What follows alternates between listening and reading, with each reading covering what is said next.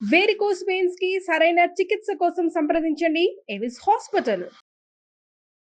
నమస్తే రమగారు. నమస్తే జయ. రమగారు ఒక కథ చెప్తారా? విచిత్రమైన కథ ఒకటి చెప్దాం. ఓకే.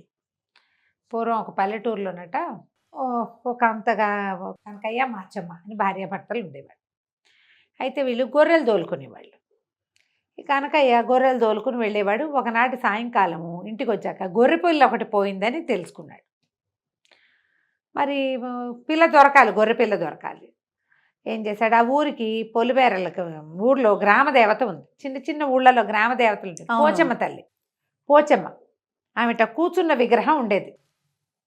చేతుల నిండా గాజులు అవి వేసుకుని చక్కగా ముక్కుకు నత్తు, చెవులకు లోలాకులు, ఇవి మెళ్ళో పుస్తలు అవి వేసుకుని పచ్చగా ముత్తైదువు బాస్పెట్లు వేసుకుని కూర్చున్నట్టుగా ఉండే పోచమ్మ తల్లి విగ్రహం ఉండేది.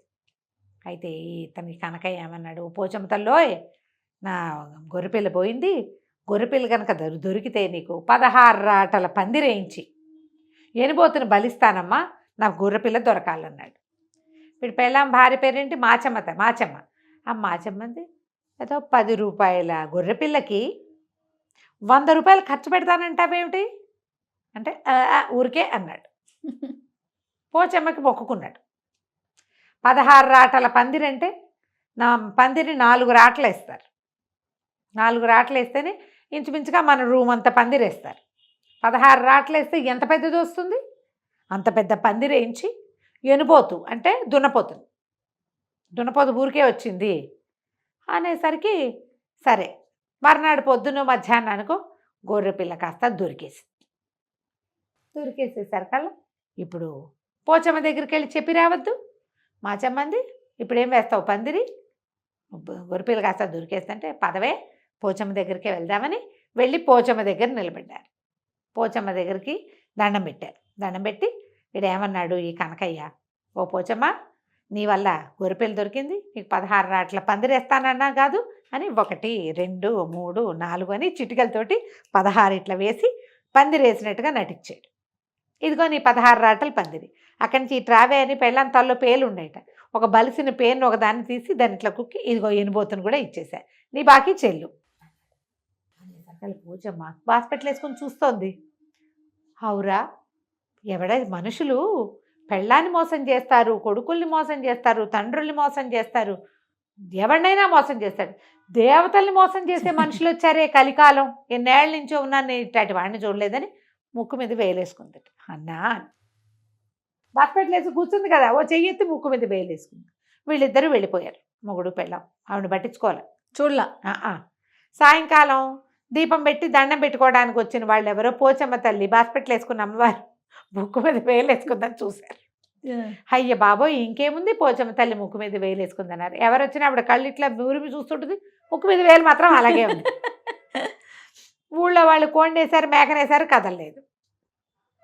అయ్య బాబోయ్, ఈ ఊరికేదో ముంచుకొచ్చేసింది, ఇంకేముందని పక్క ఊళ్ళో గ్రామాధికారి చెప్పారు. ఇదో చిన్న ఊరు, ఆ గ్రామం ఈ గ్రామం అన్నీ తప్పెట్ల మోతలతోటి మొత్తానికి తెలియజేశారు.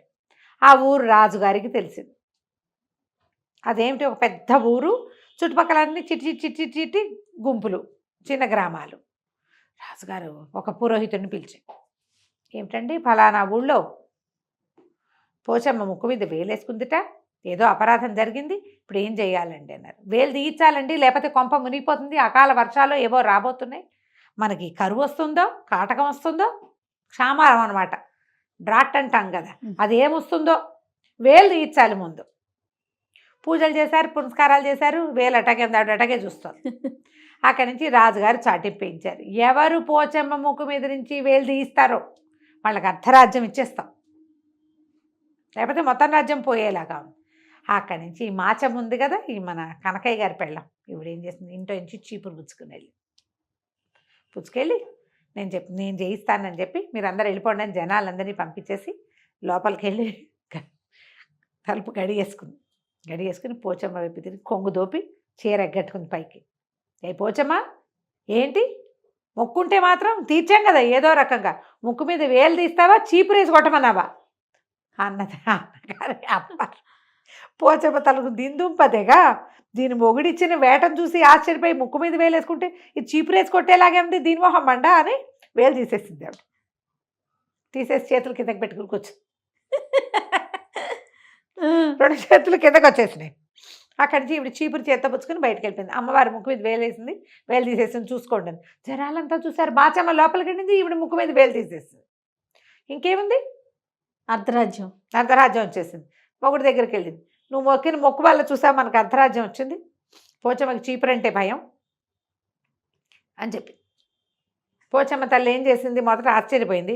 తర్వాత దీంతో దెబ్బ, వాడు మొక్కు తీర్చకపోతే పీడాబాయిరి వెధవుతున్న పోతూ, లేకపోతే పోయింది. దీని చీపురు దెబ్బలు ఎవరు తింటారు? ఆశ్చర్యపోవద్దు, దేవుళ్ళని చీపుళ్లతో కొట్టే వాళ్ళు కూడా ఉన్నారు ఈ లోకంలో. కలికాలం ఇట్లాంటి కాలం. తర్వాత అమ్మవార్లందరికీ మీటింగ్ పెట్టుకున్నాక ఆవిడ చెప్పిందిట, పొరపాటును కూడా భక్తుల చేష్టలకి స్పందించద్దు ఈ కాలంలో, కలికాలపు కొత్త రోజుల్లోదన్నమాట ఇది. ఓకే. దేవుళ్ళు ఏం చేసినా సరే స్పందించద్దు. ఇప్పుడు భక్తులు ఏం చేసినా కూడా స్పందించద్దు. స్పందించావా మళ్ళీ కొత్తవేవో వస్తాయి సమస్యలు మనకి. అందుకని కేవలం విగ్రహ స్వరూపంలో చూస్తూ ఉందాం అంతే. కాబట్టి ఇప్పుడు చూడు, ఈ కలికాలంలో దేవుళ్ళు పలకరంటే దేవుళ్ళదా తప్పు, మందా? మందే కదా రమ్మగారు. మనమే కదా, మనమే దేవుళ్ళని పలకనివ్వకుండా చేసుకుంటాం. మనకి ఏదైనా కావాలంటే పుచ్చేసుకోవటం, తేడా రంగానే పొట్టడం, ఈ గోలంతా ఎవడ పడతాడని వాళ్ళు మానేశారనమాట. కథ కంచికి మనం ఇంటికి. బలి ఉంది రమ్మగారు. నమస్తే అండి. నమస్తే.